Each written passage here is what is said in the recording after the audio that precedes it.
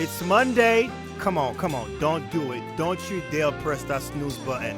It's time to get up and get this grind going. Monday Matters, Spirit of Grace Ministry, every Monday morning.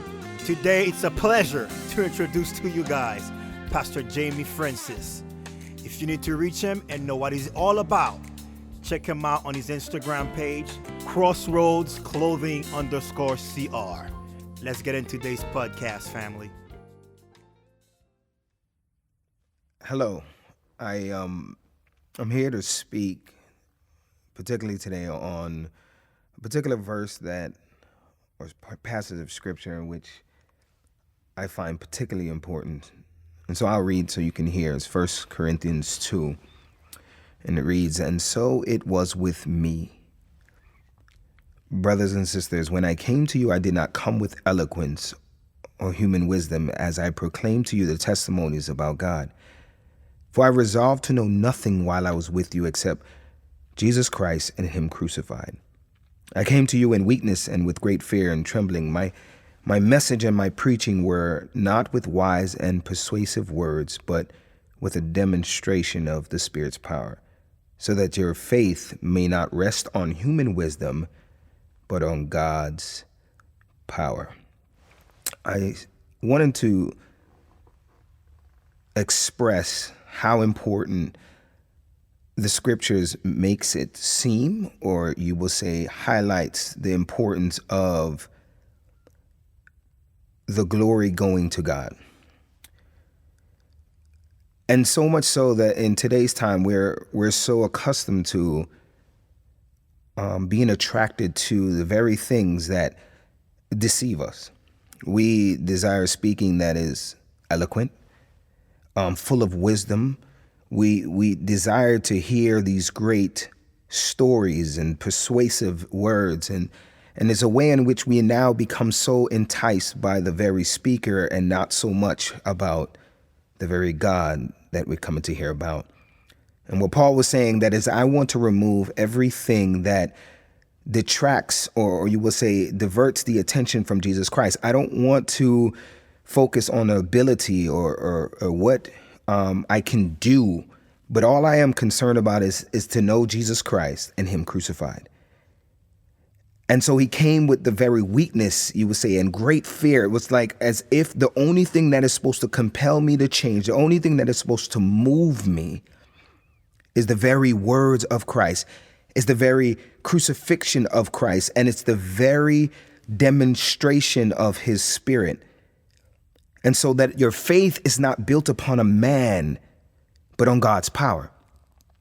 See, I find this particularly important in today's time, because this is a scripture in which it says that in end times that we will gather around us the very people that we want to hear.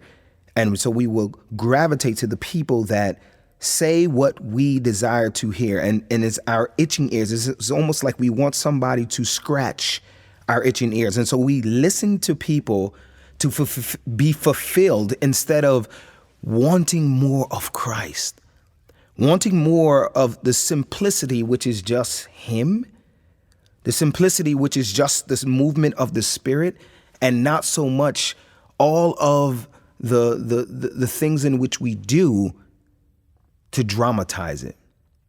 So let me drive my point just a little further. When I went through the whole training as a training, going to seminary and learning of all the ways in which I should craft my messages.